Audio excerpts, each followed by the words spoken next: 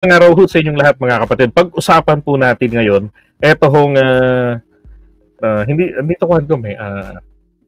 committee hearing ng Committee on Good Government na kung saan ginigisa po, literally talaga, ay hindi pala, ginigisa po si Vice President, formerly DepEd Secretary Sara Duterte sa paghawak po niya, or shall I say, mismanagement ng pera ng dalawang ahensya. Doon po sa confidential fund ng OVP, talaga namang grabe, 73 million pesos ang ipinasusuli sa kanya. Kaya lang, ininvalid na ito ng Korte Suprema. Pero yung notice of disallowance, valid po. Hindi po ito pinawalang saysay ng Korte Suprema. So guilty po sa pagdispalko ng pera. Kapag hindi mo kayang ipaliwanag, dinadispalko mo. Right? Now, ang pinaka-latest naman ngayon, pati ba naman kako ang DepEd, hindi nyo pinaligtas? Diba? Dati, we were talking about yung kay Mercado, Yusek Mercado. So we were talking about the 12.5 million pesos na nagastos. Diba? Tsaka yung ilang araw lang, 3. Oh. Tapos ito naman pong isa pa, panuluhol, yung pagbibigay ng sobre na sinabi nga po ni Fajarda ay galing daw po, kasi yung Fajarda pala dalawa dyan mag-asawa, diba? Isa yung ASEC, galing daw kay Secretary Sara yung pera, diba? So yung kay Glo, isang socialist katulad ni Rizzo Baby, ay 50K ang laman ng sobre. Siyam na sobre. Diba? So, nung ma-realize nila na si Ate Glo ay hindi nagbubukas ng sobre, pero tinatanggap, siguro nahihiya, mag-refuse. Ginawan nila ng kwento. At kinasuhan sa ombudsman para magkaroon ng dahilan na ma-terminate ito. Diba? So, kumbaga, tanim ebidensya. At kung yung tao po ay buwaya sa pera, diba? Kasi it is unusual na yung taong may pinag-aralan at yung taong may pinag-aralan din na secretary ng DepEd at Vice President ng Pilipinas hinahayaan ang ganong klaseng kalakaran na may abutan. Alam po nila pare-pareho yun na bawal yan sa ating batas. Bawal mag-solicit, diba? Bawal magparamdam at mag-post ng GCash. Diba?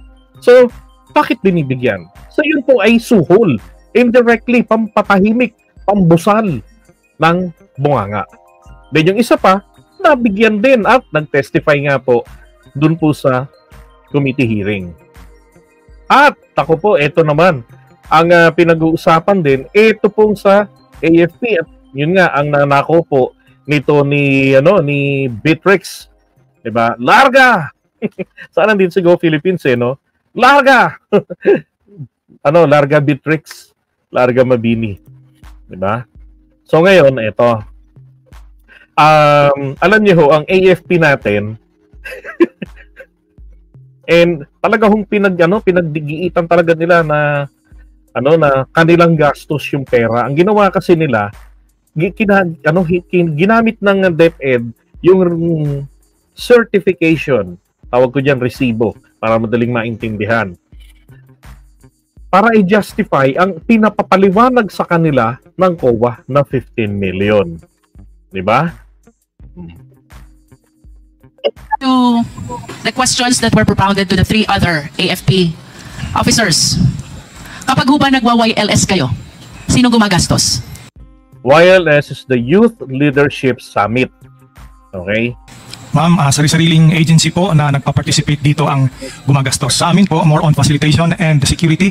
Kami po ang gumagastos sa sarili naming mga tropa. Okay, so tadya kanya pong gastos. And with respect to the children and the youth who are the participants, do you confirm what they said already? LGU ang gumagastos? Yes, ma'am. At kanina Okay, LGU ang gumagastos. po sinabi din ni General Memfin, balikan ko si General Memfin. Participants, estudyante. Sabi niyo po, General, wala talagang gastos ang DepEd dito? Because as I was asked if the confidential funds is used for the conduct of wireless. So it's clear that no funds is downloaded or given to the Philippine Army for the use of the conduct of wireless, but confidential fund is given General, to informers that is tantamount to saying na walang gastos ang DepEd sa inyo. When you said that they did not, or DepEd did not download any fund to the military. Tama? That's correct. So, what you want So walang ibinaba. Kasi pa-download pa kayo, pwede naman ng give. Or share. Di ba? Pa-download pa. Sabi nga ni Maureen, eto mas harsh. Ninakaw ng OVP o DepEd yung resibo ng AFP para ipalabas na kanila. Okay? Hindi lang yun. Pati yung Youth Leadership Summit. wanted to say, walang ginastos ang DepEd sa taga-military when it comes to the Youth Leadership Summit. Do you confirm that? That's I confirm that's correct, Your Honor, Mr. Chair. Mr. Chair, I am very much surprised, but let me wrap up and make this manifestation before I yield to the other members of the committee. While we believe that these certifications were submitted to justify the 15 million that were allegedly paid as reward to informers, now all the officers from the AFP, that includes General Memphine, the USEC for Administration, are stating that the DepEd did not utilize any of its confidential fund in support of the Youth Leadership Summit. These statements, Mr. Chair, are completely contradictory to what DepEd has made the COA believe in the submission of all these certifications. Mr. Chair, to proceed, let us all be reminded, ito pong confidential fund na ito, pera ng taong bayan. We, all of us, are accountable to the Filipino citizens. Public office is a public trust. We should be accountable to the people at all times. And I do not understand why these people who are supposed to explain the 15 million is totally unaware of the same, because they are saying that they never use the DepEd fund and what they use is the fund of the AFP. While we understand, Mr. Chair, that confidential fund by its nature is not encouraged to be scrutinized, there is nothing under the law that prohibits the same as well. There are important observations, Mr. Chair. Number one, among all civilian agencies, DepEd is one of the very few with confidential fund. Two, DepEd had this confidential fund only in 2023 and never in prior time. Three, I hope we can show also that while the DND, which has a mandate to address the national security, has 37 million confidential fund only, the Department of National Defense has 37 million. The DepEd, which mandate does not include national security, has 150 million confidential fund.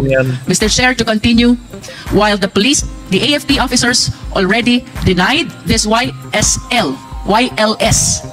having been supported by DepEd, 15.54 million po ang amount that the DepEd is trying to justify in making use of the certifications that were submitted by the AFP.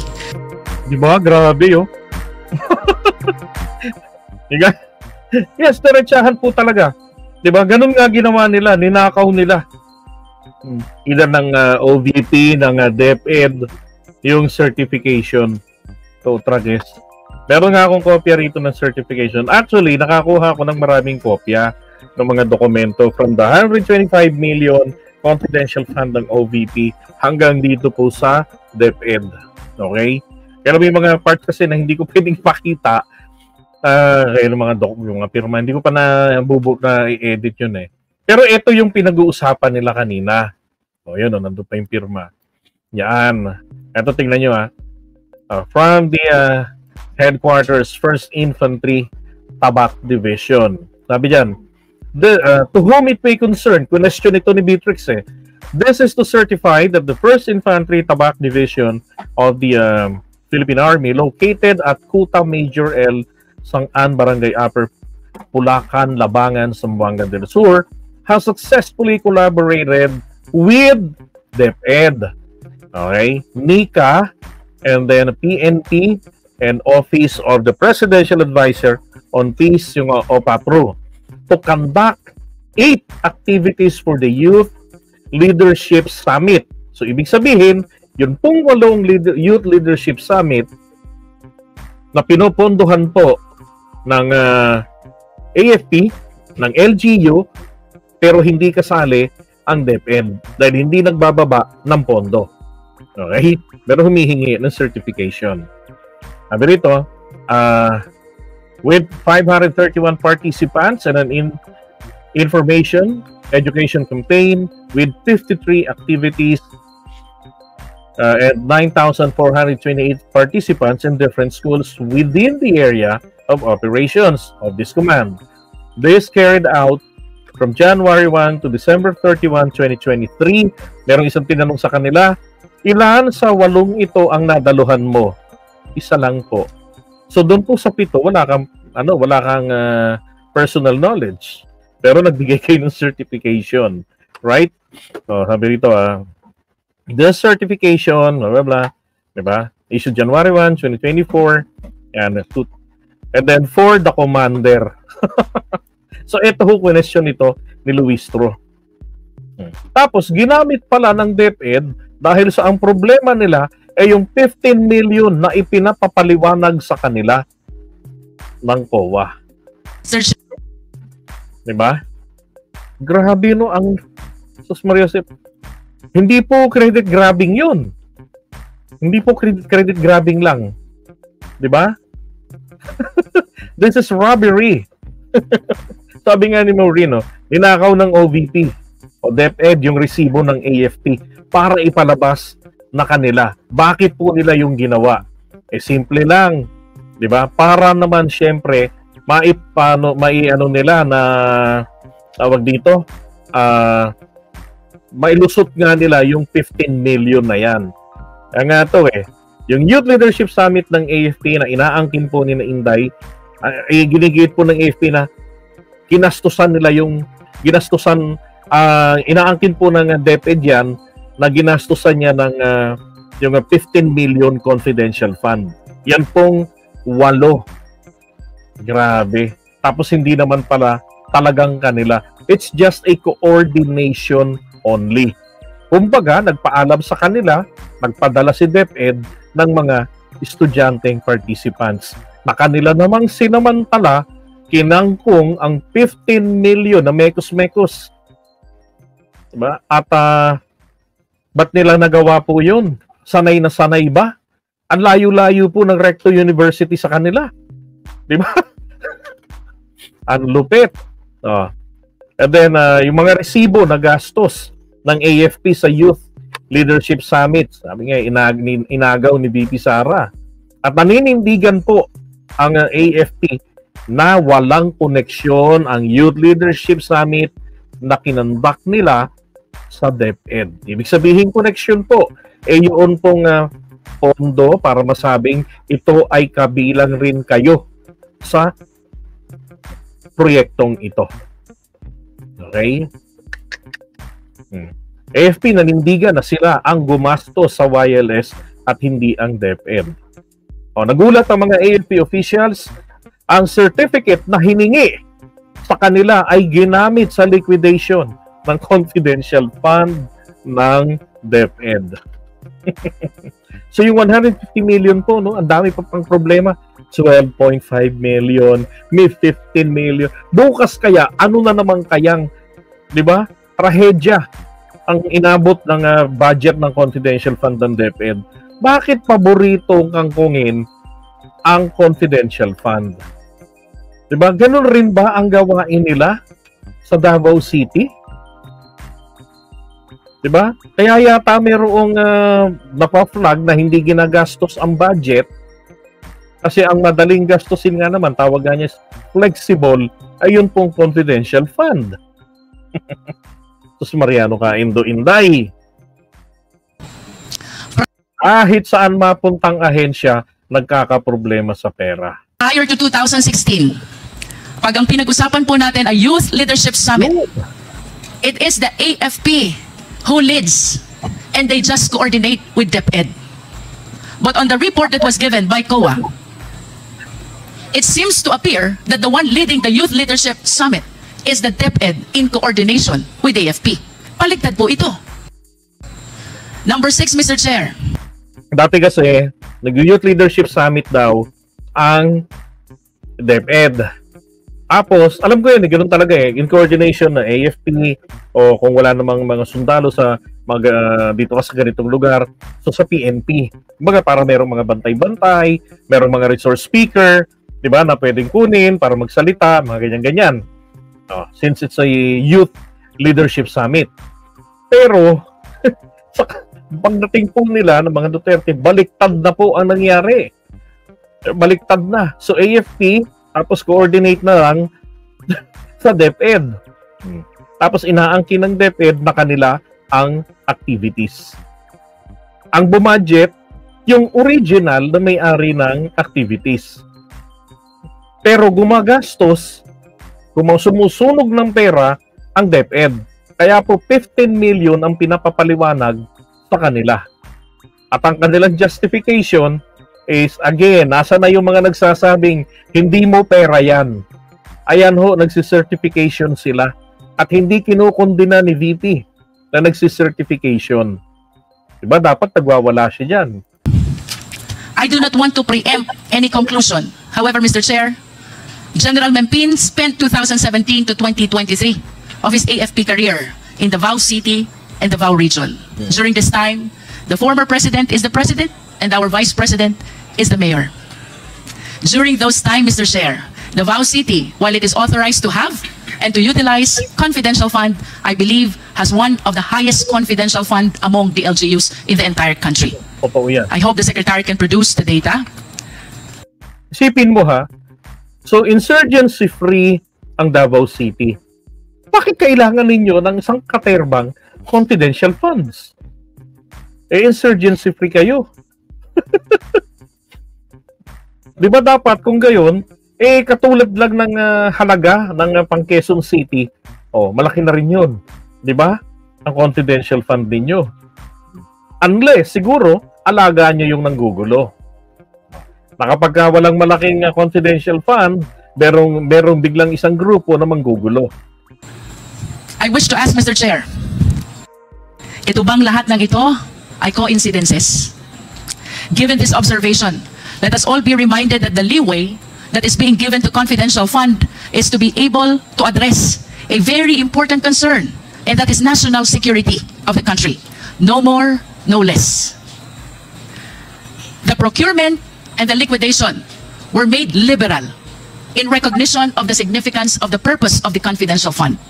However, Mr. Chair, if there are glaring indications of irregularity already, as those that we have mentioned, plus the admission of the AFP, is it not that COA should address its mandate of making sure that all receipts and all expenditures are duly accounted for the Filipino people? Question number 1. Since when has irregularity in confidential fund been happening? 2. What has COA done so far with respect to its accounting rules in order to address the irregularity? And 3. Will COA... Ito pa. Di ba meron silang binabanggit din na I believe hiwalay itong pera rin, itong presyo na sa 15 million Etong safe houses. Di ba? Hindi ko pa kabisado kung magkano yung halaga yung mga detalye ng safe houses. Pero meron din pong anomalya doon. Grabe. Pero yung magkano binayad, ilang milyon? 40 milyones ba yun? Sa isang araw? Safe house? Siguro kahit na Manila Hotel, kahit na yung Shangri-La Hotel, wala yatang unit dyan na ganung kalaki, halos 50 milyones ang isang araw. Diba? Saan yan? Saan outer space yan? Ganung kalaki ang renta sa safe house.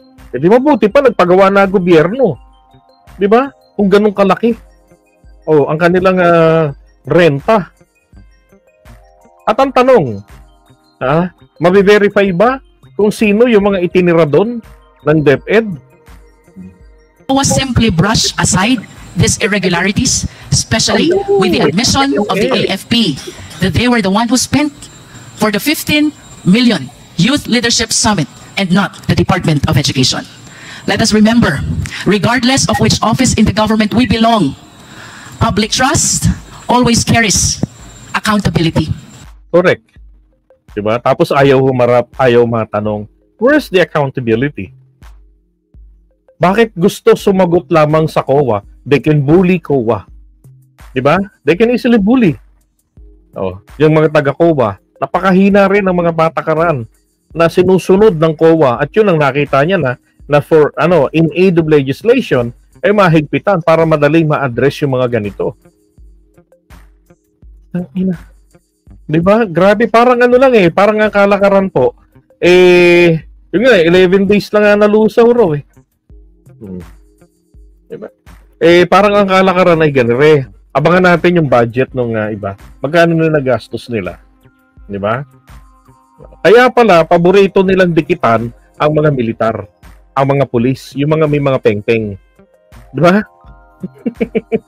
Bakit? Siguro, ito yung taga-tip na, ma'am, sir, meron kaming activity ganito. Ganun, sige. Magkano? Ganito mong milyones ang ginastos namin okay, sige, good job. Eto sa'yo. Diba? So, tinatapatan yung presyo ng nagastos ng AFP. Nakuha nyo po. I'm sure you did. Diba? So, tapos, may resibo nyo. Total, may participants kami, yung mga bata, yung mga estudyante. We can provide names. Diba? And then, yung certification ninyo na certifying that there were activities like yung 8 diba, na Youth Leadership Summit. Tapos ang gumastos, hindi naman naka-specify. Diba? Pruweba lang na nagkaroon, merong existence ng Youth Leadership Summits na yan, 8. Ay, akala ko matino. Akala ko pa naman pag Duterte, hindi kumakain ng pera. Dati po talaga naiirita ko kay kasi una kong narinig yan na Sara kain pera dito sa ating kaibigang si Mima Alicia. Na isa rin sa mga dating kasapi ng Team Goldfish. Diba? Sa kanya ko nang naririnig yan na Sara kain pera. Gusto ko na nga maniwala. Bakit? Kasi hindi niya maipaliwanag yung mga yan To tone down the mood of our investigation at para mas maintindihan po ako ng mga tao. Mayroon hong prominent na line sa pelikulang Star Wars. Hindi po si Star Wars yun Ang sabi, comes with great power is great responsibility. If you translate this to constitutional language, let us all be reminded, public office is a public trust. The trust that is given to us by the people carries with it due accountability. Thank you, Mr. Chair. Diba? Ang galing ni ang galing ni Luistro. Mabuti na lang meron tayong mga taga-Quadcom po. Na binigyan talaga siya ng break para dito. 'Di ba? Sina Paduano, si Johnny Pimentel, si Pogi, 'di ba? Si Barbers, sina Akop. Yan, mabuti na lang. 'Di ba? Talaga namang ang ganda ng pagkakatirada niya, klarong-klaro And then yung copy rin ng video na yan yung diyan sa committee hearing na upload ko na rin para mas mahaba yung talagang gisahan, 'di ba? This is actually very immoral etong ginagawa na to ng mga opisyalis diyan. Now, yun pong hindi pagharap ni VP Sara, ang tanong, meron bang magagawa sa kanya na ayaw niyang humarap? Alam niyo sa aking palagay, meron po. Dahil hindi naman po totoo na siya po ang pinakapangalawang mataas na yung pwesto niya sa Pilipinas. Now, dapat utusan po ng ating presidente ni PBBM. Diba? Kahiyaan na lang, kinailangan na kayong utusan na humarap kayo dyan sa investigation. Diba? And then, itong ating kongreso, gamitin nyo na rin po na grounds ito para i-impeach si Sara. At sa ating presidente, pagsisibakin yung mga opisyales na kasama nito sa DepEd. Diba? Yung mga naiwan doon, yung iba mga naisama niya, na-transfer niya dyan sa Office of the Vice President. Na yung pagka sila'y pinatatawag, ayaw magpakita, terminate nyo na po, Mr. President. Ang hindi mo lang naman kayang i-terminate ay si VP Sara. Pero pwede niyong utusan na humarap. At pag hindi sumunod, alam niyo na ang ibig sabihin. Guilty po talaga. Diba? Grabe, ganun-ganun lang nilaruin ang pera ng taong bayan.